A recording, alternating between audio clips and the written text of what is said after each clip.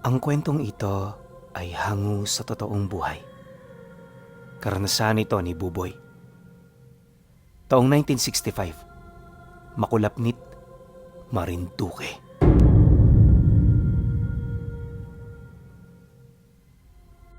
Matagal nang namumundok sa Makulapnit ang pamilya ni Buboy.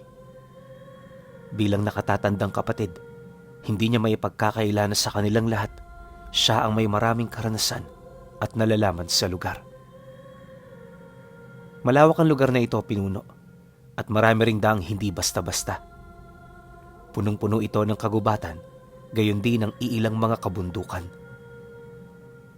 Kagaya ng kalikasan, mayaman din ang lugar pagdating sa kasaysayan. Mga istoryang bibihirang tao lamang ang nakakaalam. Nagsimula ang kanyang kwento noong nakilala niya ang mga katutubong nakatira rito. Kadalasan, nadadatnan niya ito sa paanan ng bundok, kung kaya't hindi niya maiwasang makipag-usap.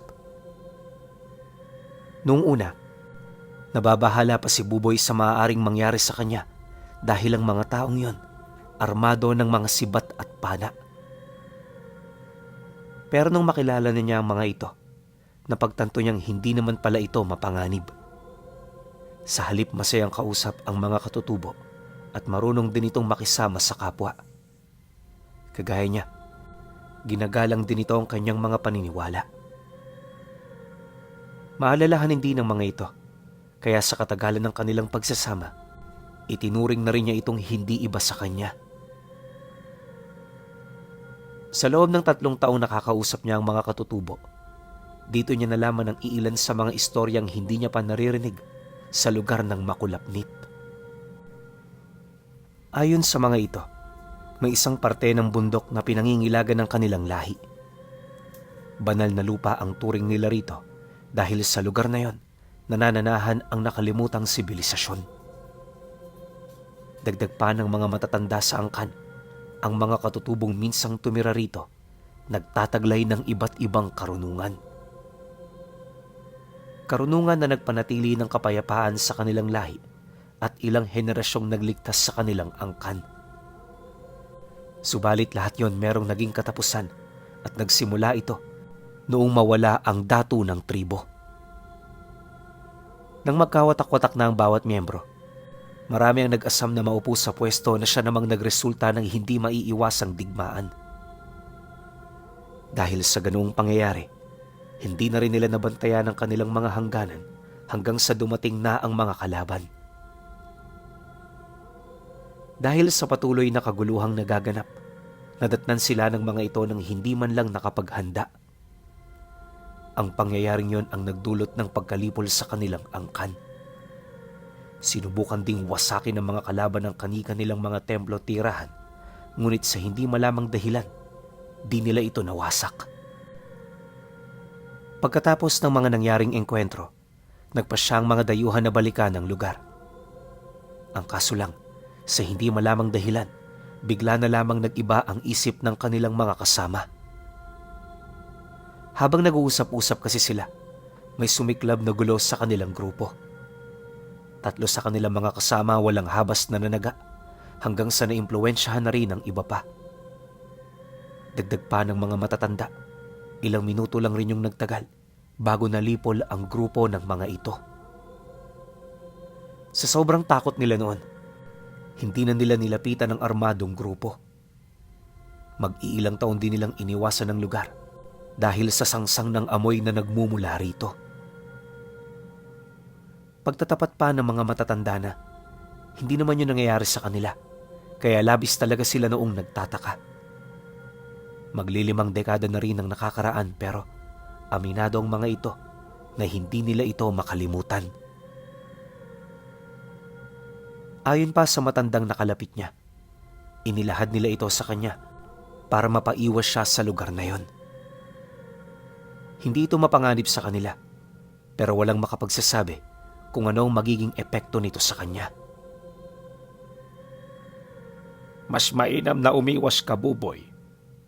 Baka sa amin lang mabuti ang lugar na yon. Hindi ko ito sinasabi sa iyo para puntahan mo. Kaya ko ito sinabi para iwasan mo. Huwag mo rin itong ipagsasabi sa kung kani-kanino. Mahirap na. Baka may mangyari rin sa kanila. Nang marinig naman ni Buboy ang paalala ng matanda, hindi niya na yun nakalimutan. Ayon sa kanya na, sa mismong taong ito, magdadalawang taon na matapos niyang marinig ang payo ng matanda sa kanya. Gayunpaman, nananatili pa rin itong sariwa sa kanyang memorya. Bagaman limot na ng mga matatanda ang pinag-uusapan nila, aminado siyang hindi yun nawawala sa kanyang isip. Katunayan, kapag nakikita niya ito sa lugar kung saan ito nakatira, lahat ng mga napag-usapan nila noong mismong araw na yon, kusang bumabalik sa kanyang memorya. Aminado rin siyang wala siyang balak na suwayin ang sinasabi ng mga katutubo. Subalit nung mabanggit niya ito sa mga kapatid niya, nagbago ang kanyang pananaw. Sa kakaulit kasi ng mga ito na pumunta sa lugar na yon, napasang-ayon na rin siya. Pero bago pa man nila ito gawin, sinikap niyang ito na ang maging una at huli nilang pagbisita. 4 na buwan ang lumipas, nagpatuloy ang pangangaso nila. Hapon-hapon, bumababa sila ng bundok, bitbit ang mga kawayan at mga hayop na kanilang nahuhuli. Kalimitan sa mga yon, pagkain ng kanilang pamilya. Ang mga ibon namang nakukuha nila, ipinagpapalit nila sa baryo ng bigas o hindi naman kaya yung mga sangkap sa pagluluto. Ganon at ganon ang kanilang naging kalakaran hanggang sa dumating ang linggo na naging matumal ang bilang ng mga nahuhuli nilang hayop. Dahil dito, naalala na naman ng mga kapatid niya ang tungkol sa tribo ng bundok hanggang sa magkayayaan na sila. Isang umaga, habang naghahanda silang magkakapatid, dito na nagsimulang magtanong sa kanya ang sumunod sa kanya ukol sa layo ng tribong tinutukoy nito. Nang marinig naman ni Buboy ang sinabi nito, medyo nag-aalangan na talaga siyang sumagot. Dahil kung siya lang ang masusunod, hinding-hindi talaga sila roon pupunta. Ilang minuto pa ang lumipas, nang mapansin naman itong pagbingi-bingihan niya, dito na nito kinausap ang dalawa pa nilang kapatid na kasama. Dahil sa pangyayari, pinagkumpulan naman siya nito kasabay ng paulit-ulit nitong pakikiusap. Nangako rin itong hindi ipagsasabi sa kanilang mga magulang at isang beses lang nila itong pupuntahan. Pagkarinig naman niya sa sinabi nito, napabuntong hininga lang naman siya habang sumasagot sa mga ito ng, "Hindi ko pa napupuntahan ng lugar na yon. Wala akong ideya kung totoo ba to o hindi. Pero sige, puntahan natin. Napapanahon na rin siguro para matuklasan natin ang katotohanan sa likod ng mga istoryang yon." Nang marinig naman ito ng tatlo, hindi na nila itinuloy ang pagliligpit ng gamit sa pangangaso. Sa halip ang dinala nila, mga bagay na kanilang mapapakinabangan sa lugar kung saan sila pupunta. Ilang minuto pa ang lumipas. Nang makapaghanda na ang lahat, nagmamadali naman silang umusad patungong bundok. Para naman hindi sila mapaghinalaan ng mga katutubo, sa parte pa rin sila ng lupa ng mga ito dumaan. Kagaya ng inaasahan, may nakaharap silang iilan sa mga ito, ngunit hindi nila doon nakasalubong ang matanda. Para kay Buboy, isa itong magandang mensahe upang magpatuloy. Alam niya kasing magtatanong ang mga ito kung sakali mang nagkasalubong sila noong araw na yon. Paglayo naman nila sa lupain ng katutubo, direkta nilang tinahak ang daan na inilahad sa kanya ng mga matatanda. Ilang taon man kasi ang lumipas, sadyang hindi ito maaalis sa kanyang memorya. Dagdag pa ni Buboy na pakiramdam nga din niya, tinatawag siya ng lugar na yon. Sa loob ng ilang oras nilang pagtahak ng daan, nadaanan nila ang mga kabundukang unang beses lang din nilang narating. Sa mga lugar na yon pinuno, napakaraming mga galang hayop, kaya labis talaga ang panghihinayang ng mga kapatid niya na iwan ang mga gamit nila sa pangangaso. Pagpatak naman ng 3:00 ng hapon, narating nila ang parte ng gubat kung saan merong matataas na mga puno. Literal ding liblib ang lugar, kaya na may hindi nila maiwasang magdalawang isip na pumasok. Ang ikinakatakot kasi nila roon, baka marami roong pugad ng mga ahas. Sa oras kasi na matuklaw sila ng mga ito, nasisiguro nilang hindi na sila makakabalik ng buhay sa kanilang pamamahay. Habang pinagmamasdan nila ang bukana ng gubat, panay naman ang kanilang pag-uusap ukol sa kanilang mga plano.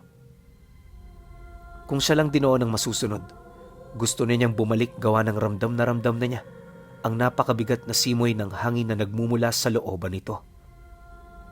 Nakakatakot din tingnan ng paligid na parabang isa itong malaking kulungan ng kung anong sinelyong demonyo. Ang kaso lang, pagkatapos mag-usap-usap ng tatlo, nagdesisyon itong magpatuloy. Nang marinig naman ito ni Buboy, bigla naman siyang umangal dahilan para sagutin siya ng sumunod sa kanya ng, "Wala din namang problema kung hindi ka sasama. Nandito na kami. Kaya kasama ka man o hindi, kuya, tutuloy kami. Tapusin na natin to para naman sulit ang ating mga pagod pag-uwi." Matapos naman itong makapagsalita, dali-dali naman itong pinasa ng mga dala nitong gamit. Walang sabi-sabi, kasama ang dalawa pa nilang kapatid, matapang nilang itinuloy ang kanilang paglalakbay. Pagpasok naman ito sa looban ng gubat, napangmura na lamang itong si Buboy habang nagmamadali sa pagpapasa ng kanyang mga gamit. Matapos nun, agad naman siyang sumunod, hindi alintana ang takot na nararamdaman niya. Dumaan pa ang ilang minuto, kapansin-pansin ang mabilis na pagdilim ng lugar. Dahil dito, kinakailangan na nilang magsindi ng sulo. Habang tumatagal din ang kanilang pag-usad, marami na silang naririnig na kakaibang huni. Ang mas nakakapagtaka pa sa lahat, kakaiba ang hangin sa lugar na yon kahit napakalayo na nito sa mga baryo. Unang beses itong mapansin nila Buboy, kaya di talaga nila maiwasang magtaka.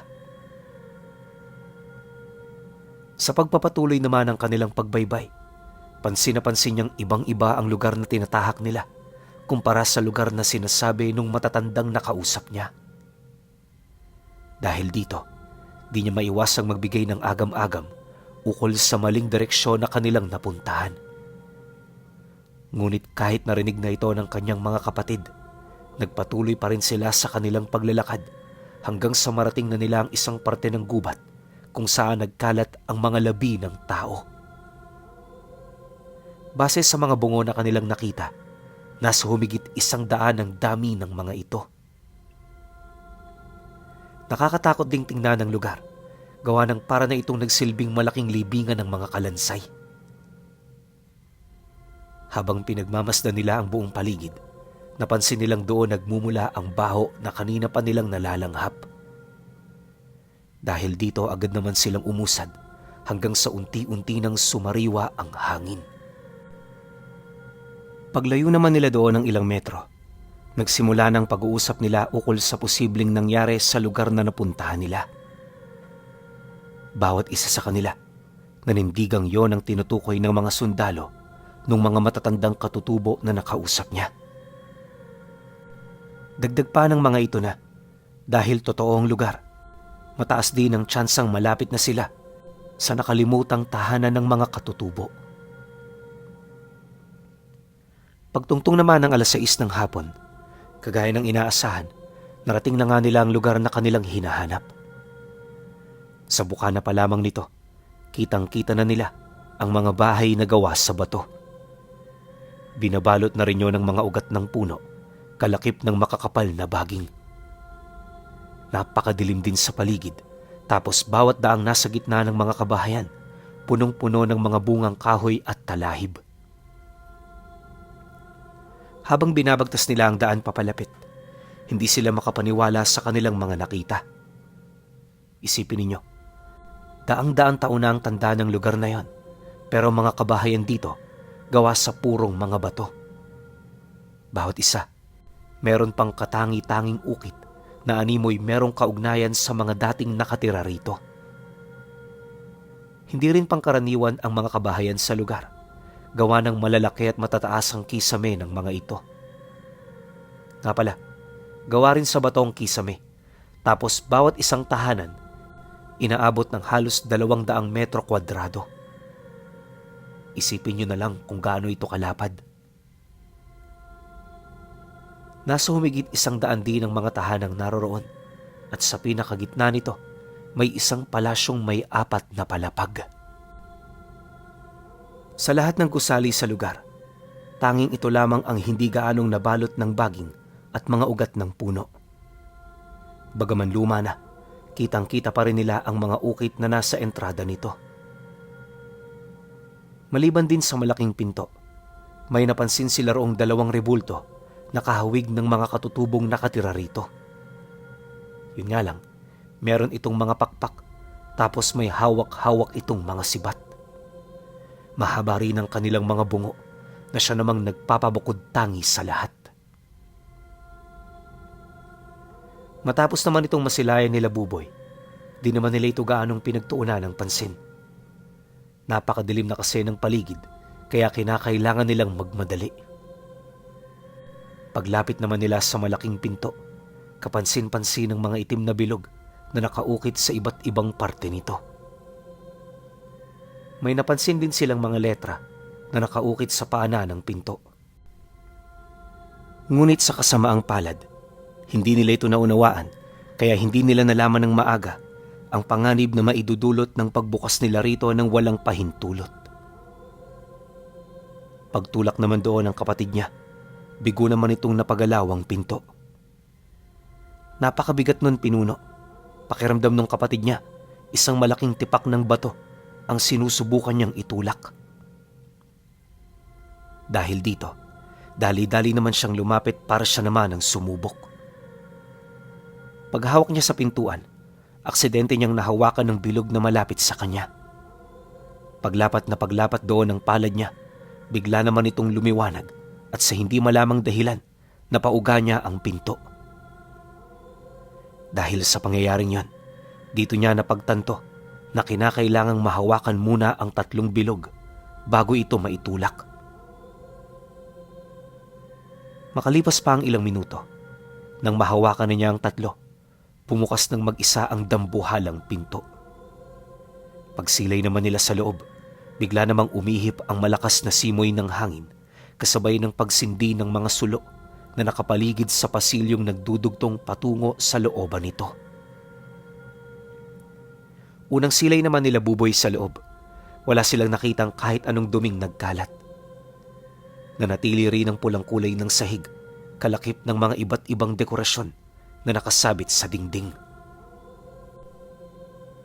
Sa pinakadulo naman itong parte, naroon ang isang malaking altar na hindi nila mawari kung ano ang nilalaman. Bagaman nakakaramdam na sila ng takot at pagkabahala, nagpatuloy pa rin sila sa paglalakad hanggang sa narating na nila ang altar na pinaniniwalaan nilang pinagmumula ng buhay ng palasyo. Paglapit naman nila rito, tumambad sa kanila ang isang maliit na panipol na nakalagay sa pulang unan. Nakalagay ito sa pinakasentrong bahagi ng altar, dahilan para paniwalaan nilang ang bagay na yon ang pinoprotektahan at sinasamba ng mga katutubong minsan doong tumira. Maya-maya pa, nang akmang kukunin na ito ni Buboy, bigla naman siyang pinigilan ng kapatid niyang sumunod sa kanya, sabay wika ng, "Kuya, di ba ubod na ng tanda ang lugar na to? Paano kung may patibong dyan? Baka maputol ang kamay mo. Mas maganda siguro, gumamit ka ng kahoy sa pagkuha." Nang marinig naman niya ang sinabi nito, dali-dali naman siyang naghanap pero wala silang nakita. Pagbalik naman nila sa altar, nagpasya na siyang kunin ito gamit ang kanyang kamay. Habang inaabot niya ang panipol, unti-unti naman siyang napapapikit sa takot na baka may mangyari sa kamay niya. Ngunit nang mahawakan niya ito, wala naman siyang napansing patibong sa paligid. Dahil sa pangyayari, agad naman siyang bumalik sa kinaroroonan ng kanyang mga kapatid. Noong una, wala naman silang napansing kakaiba sa hawak niya, kaya naging panatag talaga siya. Ang kaso lang, nung pinasipol na yon sa kanya, dito na unti-unting nagbago ang sitwasyon nila. Lingid kasi sa kaalaman ni Buboy, ang panipol na hawak niya ginagamit bilang panselyo ng babaylang minsang namahala sa mga katutubo. Paggamit naman niya nito, bigla yung naglabas ng napakakapal na usok kasabay ng pagsilay nila sa mga kaluluwa ng mga taong matagal nang pumanaw. Bawat isa sa mga nilalang na nagpakita, nagtataglay ng malawak na kaalaman pagdating sa lihim na karunungan ng kaliwa. Maya-maya pa, pagsilay naman nila sa mga ito, hindi nila maiwasang makaramdam ng matinding pagkasindak. Kalaunan, nang nilamon na ng matinding takot ang kanyang mga kapatid, para itong mga baliw na kumaripas ng takbo kung saan-saan. Nang mapansin naman ito ng mga nilalang na aksidente niyang natawag, bigla naman itong nilusob ang tatlo sa pag-aakalang kalaban nila ang mga ito. Nang masipat naman yun ni Buboy, dali-dali naman siyang humanap ng paraan para pabalikin ang mga nilalang. Marami siya noong ginawang paraan para maitama ang kanyang pagkakamali. Ngunit dahil sa lalim ng mga salitang nakaukit sa mga bato, literal na wala siyang naintindihan na kahit isang letra. Dahil dito, kung ano-ano na ang ginawa niya hanggang sa magpasya na siyang muling sumipol. Nang marinig naman ito ng mga nilalang, bahagya naman itong napatigil sa kanilang mga pag-atake. Nang mapansin naman ito ni Buboy, napagtanto niyang nakokontrol ang mga ito sa pamamagitan ng panipol. Dahil sa kanyang natuklasan, hindi niya yun tinigilan hanggang sa maglaho na parang alikabok ang mga nilalang. Sa pagkawala naman ng mga ito, nanumbalik ang katahimikan ng lugar. Ang naging problema lang, nahirapan siyang hanapin ang kanyang kapatid dahil sa pagkawala ng siga ng mga sulo. Kalaunan, nang makasindi na sila ng isa, dito tumambad sa kanya ang kapatid niyang malubhang na sugatan ng isa sa mga nilalang. Hindi basta-basta ang pinsalang natamo nito, gawa ng nangitimyo ng animoy nagkaroon ng lason. Kumalat din ito sa katawan ng kapatid niya hanggang sa maparalisa na ito ng bahagya. Nang masipat naman ito ni Buboy, agad naman nila itong pinasan pabalik ng baryo. Imbis na marami pa silang hahanapin sa lugar, ipinagpaliban na nila ito sa takot na baka igamatay ito ng kapatid niya. Ilang oras pa ang lumipas. Nang mga milya na ang layo nila sa lugar na pinuntahan nila, nakarinig sila ng malakas na pagsabog. Sinabayan din ito ng dagungdong ng lupa, ngunit hindi nila mawari kung saan ito nagmula.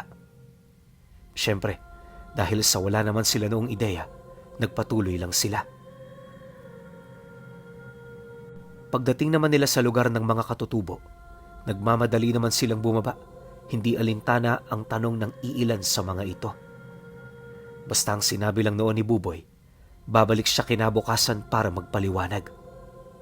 Hindi naman tumutol ang mga taong yon, lalo pat mag-aalas 3 na ng madaling araw nung mapadaan sila roon. Pagdating naman nila sa baryo, tumitilaok na ang mga manok. Marami na rin sa mga magsasaka ang gising, kung kaya't agad nitong nakita ang kasalukuyang sitwasyon ng kapatid nila. Kagaya ng inaasahan, marami ang lumapit sa kanila para magtanong. Ngunit sa kabila nito, nagpatuloy pa rin sila sa paglalakad. Ni isa wala silang kinausap, gawa ng alam nilang pababagalin lang nito ang lakad nila. Nang marating naman nila ang bahay ng albularyo sa kanilang lugar, dali-dali naman sila nitong pinapasok sa loob. Unang silay pa lamang nito sa sugat ng kanyang kapatid, aminado yung nagtamo nga ito ng matinding lason. Bago rin simula ng matanda ang panggagamot, mariin sila nitong pinaalalahanan na huwag ibubuntong sa kanya ang sisi kung sakali mang mabigo siya. Dagdag pa ng matanda na, kakaiba ang sugat ng kapatid nila kung kaya't kinakailangan niya pang gumawa ng gamot para rito. Pagkarinig naman nila sa sinabi nito, agad naman silang sumang-ayon. Wala naman kasi silang mapagpipilian kundi ang sumunod sa nais nitong mangyari. Ngunit pagtungtong ng umaga, nalaman na lamang nilang patay na ang kapatid nila. Nung makita ito ni Buboy Pinuno, agad siyang napuno ng galit. Yung puso at isip niya, nagkaisa na gantihan lahat ng taong naging masama sa kanya. Di man niya ito pinakita noong araw na nangyari yon sa kapatid niya. Habang tumatagal na nasisilayan niya ang labi nito, unti-unti na rin niyang hindi nakokontrol ang sarili niyang wisyo. Pagsapit ng libing, kasabay ng paghatid nila sa huling hantungan ng kapatid niya, ay ang pagkamatay na rin ng puso niya. Lumipas pa ang mga linggo, inaral niya ng maigi ang panipol. At upang mapalakas ang abilidad nito, nagsimula siyang sumamba sa demonyo. Tanging ang ikatlong kapatid niya ang nakakaalam ng tungkol sa mga ginagawa niya noon. Makailang beses na rin siya nitong pinayuhan at pinigilan, ngunit sa kasamaang palad wala rin itong nagawa. Dahil sa ganoong bagay, nagpatuloy ang kanyang pag-aaral ng mahikang itim. Ayon sa kapatid niya, na habang ginagamit niya ang panipol, unti-unting nag-iiba ang tunog nito. Katagalan nagaya na nito ang boses ng babaeng sumisigaw bago mamatay. Nakakatakot ang tunog ng bagay na yon, na sa tuwing ginagamit niya ito, parang mawawala ng bait ang kanyang kapatid. Hindi naglaon. Nang makumpleto na ni Buboy ang kanyang paghahanda, dito niya na binalikan ng albularyong huling humawak sa labi ng kapamilya niya. Nang malaman naman ito ng kapatid niya, pilit siya nitong pinigilan mula bahay nila hanggang sa tahanan ng matanda. "Kuya, hindi mo ba naiisip na mali ang ginagawa mong yan? Walang alam ang matandang yun sa pagkamatay ng kapatid natin. Makinig ka naman, parang awa mo na." Paulit-ulit na nagsusumamo ang kapatid niyang yon, pero hindi niya ito pinakinggan. Nang marating naman nila ang bahay ng matanda, persahan naman niya itong hinawi para magamit niya ang kakayahan ng kanyang panipol. Pagdistansya naman ito sa kanya ng bahagya, galit naman sumagot doon si Buboy nang, "Hayaan mo na ako. Punong-puno na ng galit ang puso ko. Hindi ko na alam kung anong tama at mali. Pakiusap, kung patuloy mo akong kukontrahin, hindi malabong madamay ka. Pinagkatiwalaan kita sa lihim kong ito para may maging success sa mga gagawin ko. Maghintay ka lang dyan." Nang marinig naman ito ang sinabi ni Buboy, para itong asong nabahag na lang bigla ang buntot. Gustuhin man itong kumbinsihin pa ang kanyang kapatid, alam nitong malabo na yon. Makalipas pa ang ilang minuto, sa pamamagitan ng panipol, muli nitong tinawag ang kaluluwa ng mga taong minsang nagbigay ng salot sa marami. Ang iilan sa mga ito, binubuo ng mga sinaunang aswang na natalo pa ng makapangyarihang babaylan. Pag-ahon naman ng mga nilalang na yon mula sa lupa, agad naman itong naramdaman ng albularyo. Kahit nasa kalagitnaan ito ng pamamahinga, nagmamadali itong lumabas ng bahay hanggang sa makita na nito ang puwersang daladala ni Buboy. Hindi pa man nakakapagsalita ang taong yon, bigla na itong sinugod ng mga nilalang hanggang sa tuluyan na siya nitong mapangibabawan. Sa loob lamang ng ilang segundo, nasaksihan nila kung papaano magkagutay-gutay ang katawan nito. Dala naman ang matindi nitong galit. Hindi niya pinigilan ang mga nilalang hanggat hindi nagkakapira-piraso ang katawan ng matanda. Nung mapaslang na niya ito, parang basura niyang iniwan ang labi nito sa bakuran. Kinabukasan, naging balang lahat dahil sa pagkamatay ng albularyo. Marami ang napaisip noon kung papaano ito nangyari, lalo pat ang albularyong yon, batikan din pagdating sa pisikal na kumbate. Alam din nilang may tangan-tangan nitong mga mutya sa katawan, kaya nasisiguro nilang hindi ito basta-bastang matatalo. Halos inabot din ng ilang araw ang pagsisiyasat dito ng kanilang mga kababaryo, ngunit sa kasamaang palad wala silang natuklasang kahit na anong bagay na makapagtuturo sa salarin. Dahil sa ganoong sitwasyon, napilitan na lang silang ilibing ang labi ng matanda. Ilang buwan na lumipas pagkatapos ng unang insidente, sinunod naman ni Buboy ang mga katutubong minsan niyang itinuring na kaibigan. Kinagalitan niya kasi ang mga ito dahil hindi man lang sila nito binalaan ukol sa panganib ng lugar na kanilang napuntahan. Kagaya rin ng inaasahan, lahat ng naninirahan doon, hindi niya iniwang may buhay. Akala nung kapatid niya na kapag nalipol na niya ang mga katutubo, babalik na siya sa normal. Pero lingid sa kaalaman nito, yun palang pala ang simula.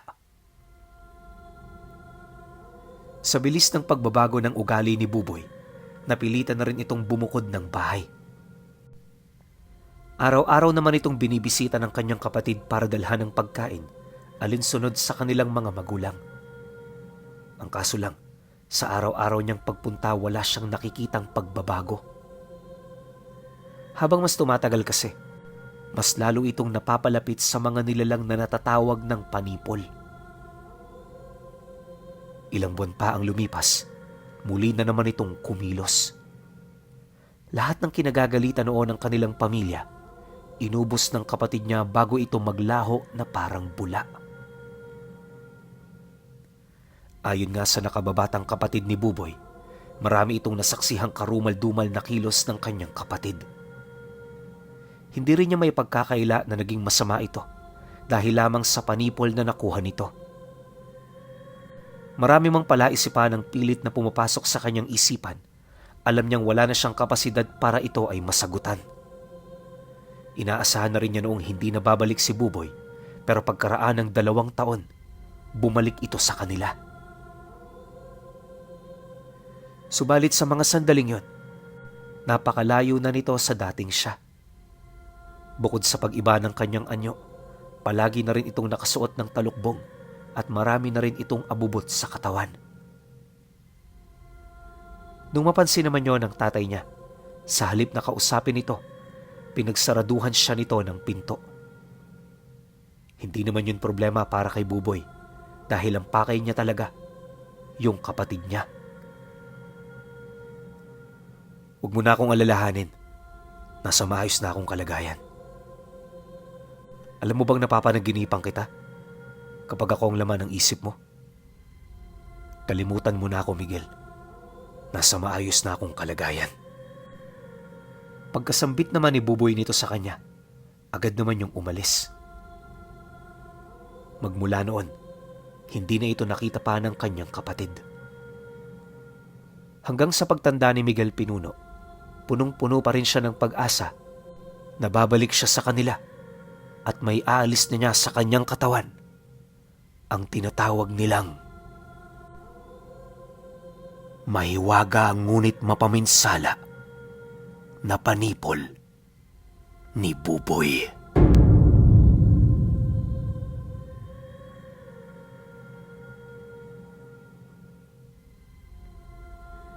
Medyo nawalan ako ng gana doon sa sinisi ni Buboy yung mga katutubo kasi unang-una, di ba, binigyan siya ng warning. So bakit siya tumuloy? Nangyari tuloy, nilamon siya ng kadiliman.